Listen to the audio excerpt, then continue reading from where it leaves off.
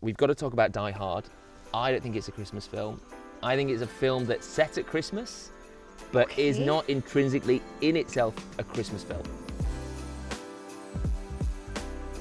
Kirstie, can you believe it's our Christmas podcast already? I can. I'm feeling very festive. I don't know about you. I've come dressed in my Leeds United Christmas jumper. I see that. I've already committed to the role. We're in Manchester. I mean, it's this kind of... I might not leave today wearing this. That's very brave. Well, I thought so, but Proud that's of my you. commitment. And they've also asked us to put on more Christmassy gear.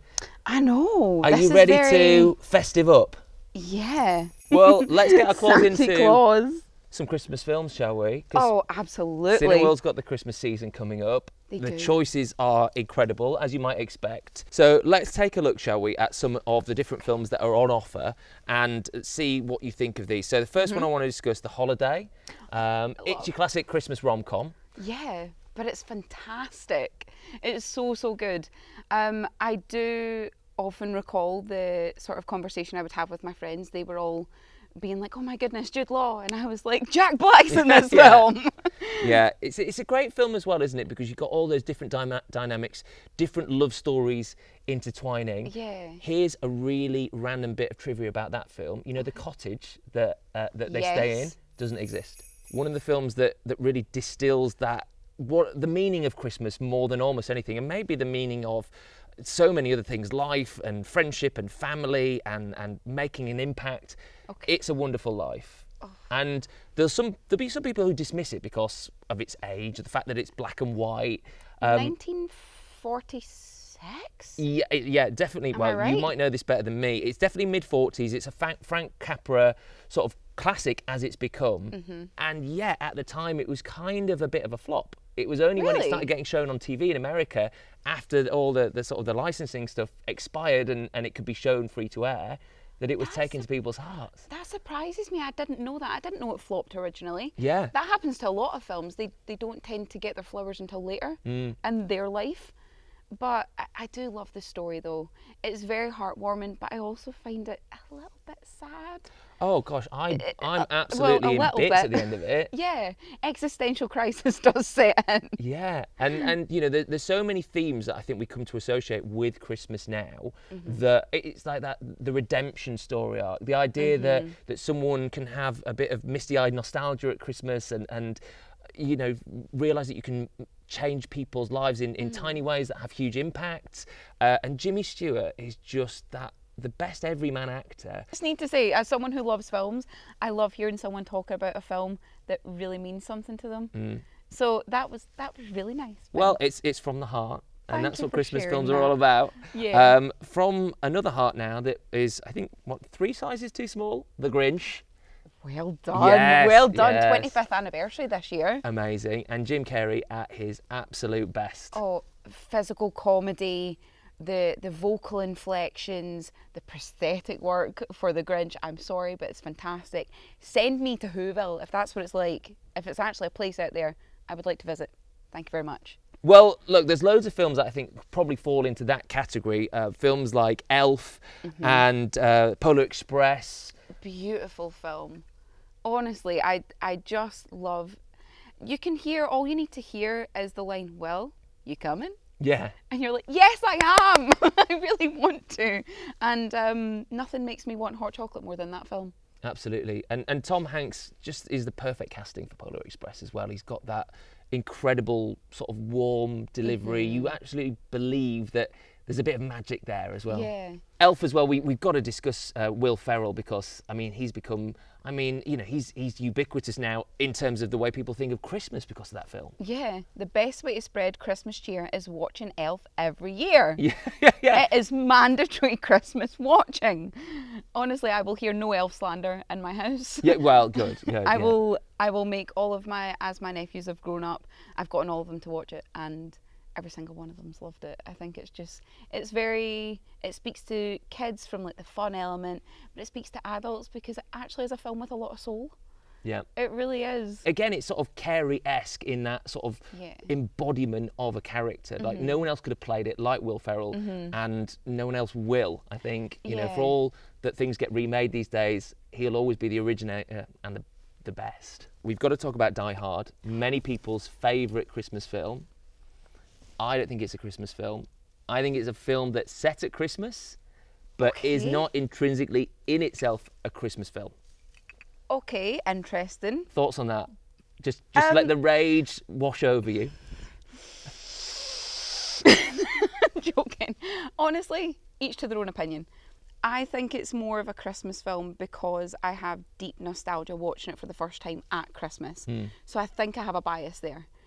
I do think a Christmas film technically has to incorporate things to do with the Christmas season.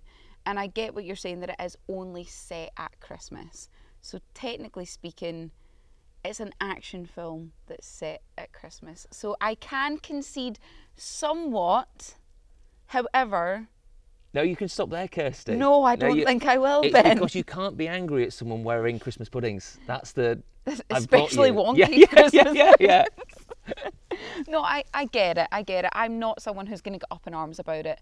I do think it's an interesting debate because I think some people they sharpen that pitchfork a lot for Die Hard, but then completely forget about that way of thinking with other films that are just set at Christmas. And it's like, okay, can we pick a set of rules here and establish that is what we think a Christmas film is? But yeah, I'm not one to get up in arms about it.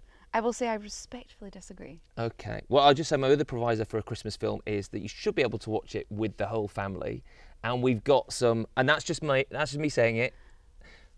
I will raise you my entire Christmas horror collection. Yeah, I knew you'd have a come back to that. But there are so many great films that are family appropriate that are part of Cineworld's Christmas season. Yes. Muppets Christmas Carol. And I think for both of us, that is one of the high watermarks of what a Christmas film can achieve. Peak Christmas entertainment, peak storytelling. I love the story of A Christmas Carol.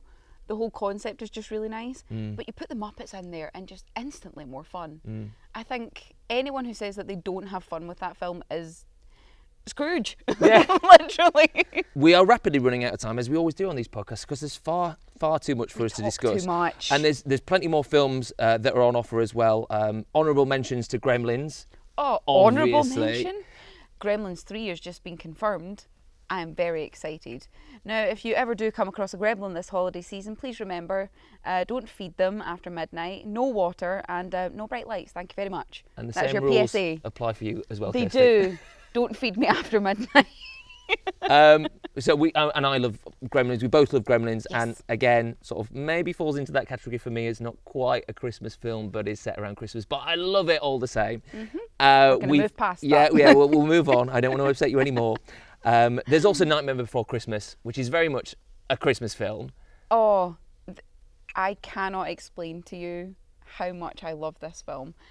Based on obviously the poem written by Tim Burton, but Henry Selick's animation or claymation is astounding. And when you watch behind the scenes of just how many varieties they had to make of just Jack Skellington's head to fit his really expressive face.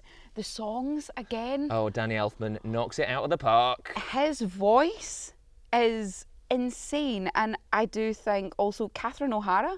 Oh, yeah. No one really thought that she was in that film until lately. And then it's like, no, she is a legend. Yeah, I could go on. Well, Catherine O'Hara is a great crossover to the last couple of films I want to talk about, because Home Alone 1 and Home Alone 2, I mean, they're your holiday staples, and what brilliant films. I mean, I don't know when you watched Home Alone, but I watched it when I was a sort of similar age to Macaulay Culkin. And you mean Kevin? Kevin! And, well, for a start, I was surprised that when you apply aftershave in the mirror that I didn't have to scream every time. Yeah. And it also gave me lots of wicked thoughts about what to do with my micro machines and other small toys, which my mum and dad weren't particularly pleased about. Okay. But yeah, Catherine O'Hara obviously plays his mum. You've got brilliant turns from the likes of Joe Pesci, etc. And of course, Macaulay Culkin. These are the films that launched him. But they, to me, are, they really do feel so Christmassy. And I think they still hold up so well to modern audiences. They do. And when you look at the gap between when they were released to now, people still enjoy them. Like, new audiences still enjoy them. Young kids still enjoy them. They do hold up. Yeah. I have a big question for you, though. Go on. Home Alone 1 or Home Alone 2? Oh, it's got to be Home Alone 1 for me. It's the classic, and it feels like there's just something about it. There's that element of danger as well, where you know there's that terror from the robbers, from the grave digger or whatever. I mean, you know, Home Alone 2 has its moments, but I went to the cinema to see that one. I actually got to see that when it was released in cinemas, and I remember coming out of it thinking it wasn't quite as good for me. But I still love it now, and I look back on it and think, wow, it's, you know, it has Tim Curry in it. Yeah. Always love a Tim Curry turn. There's another film on the slate as well, Kirstie, Love Actually, which has sort of taken on such a life since its release, and you can go and, you know, do all sorts of Love Actually events these days. It's back in Cineworld for the Christmas season. What are your thoughts on that one? I love Love Actually. Love Actually is all around, everyone. I really like how it takes on that kind of Magnolia approach where you've got the different story. Wow! You've got the different storylines. Is it Stollen that you've got on the brain there? A bit of Christmas Stollen? Possibly. Yeah. Why didn't we get Christmas snacks? I'm digressing. Anyway, the Magnolia approach where you've got the different storylines, they all converge together, they all overlap. And I genuinely think the casting of this film was outstanding. I can't remember off the top of my head who was in charge of that for this film, but wow, they did an absolute winner. What's your thoughts on it? Well, I do still love the film. It feels more of a guilty pleasure for me than some of the other films. Like, why guilty? Because there's a part of me that feels like it's a great Richard Curtis film, but it's also a little bit cheesy. And the more I watch it, the more I think. So the thing I do take slight issue with is him saying that an airport terminal is a really great place to be. Because I've spent so many times delayed in an airport terminal, and I cannot wait to leave them. And if you think that is a really nice place to spend any time beyond the time that you have to be there, then you're forcing an issue that isn't really true. However, when you look at the amount of the runtime that is actually spent in an airport terminal to the rest of the film, it's a teeny tiny portion. That's true. And you spend more time watching Hugh Grant dance. I can picture you doing that at home. We could go on and on about these amazing films. 100%. But they're all out there. They're all going to be part of the Cineworld Christmas season, and there's some great offers as well. We've got our £2 family film screenings. If you want to join in, films that we'd already discussed, Polar Express, Home Alone, Elf, Muppets Christmas Carol are all part of that. And we have our movie for junior screenings with the Polar Express and Home Alone on various dates as well. All available on the Cineworld website. I honestly think that Christmas is the time to spend time together, and I've said it before, I've said it 100 times, and I will say it again. Seeing movies together is such a lovely experience, and you're coming together with other people as well. And Christmas is the time for giving, so give yourself a break, give yourself a good time, and go and see any of these films. You'll have a great time. Yeah, give yourself a ticket to Cineworld. Just because we're done here doesn't mean we're done entirely. If you have other things you would like us to talk about, we are speed rolling towards 2026. Terrifying. That is insane. So if there are things you want us to talk about in the new year, if there's movies upcoming you want us to deep dive into, if you just have a particular genre that you want us to explore, just let us know. We will happily talk about anything. Yeah, and if you just want to see me back in the wonky puds, tell me. Yeah, you've got to subscribe for that. And the festive spirit that we both find ourselves in, I got your present. Oh, it's funny you should say that. I got you one too. I think you're going to love it. You did not. I did. Okay, will we do it at the same time? Okay, all right, let's go for it. This is very neatly wrapped, Yeah, Ben. very well wrapped. It's almost like someone from production wrapped them, but obviously that wouldn't have happened. No. We wrapped them. These are your skills. Oh, hang on. Oh, I see what's happened here. We've both bought ourselves a 4DX experience for two. The same gift. Well... Should we double date it?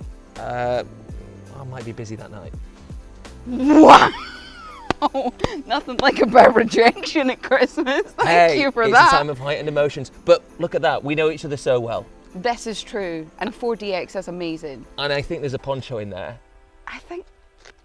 I mean, how much have you wanted to go to the cinema in a poncho? Because I know I have.